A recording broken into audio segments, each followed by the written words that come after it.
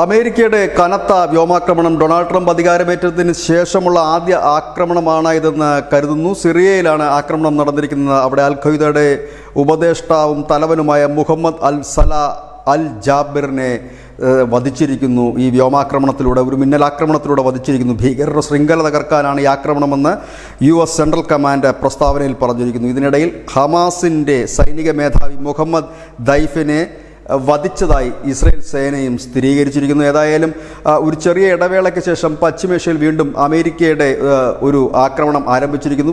സിറിയയിൽ നമുക്കറിയാം, അവിടെ ഇപ്പോൾ ഭരണം നടത്തുന്നത് ഒരു തീവ്രവാദ സംഘടനയുടെ തലവൻ തന്നെയാണ്.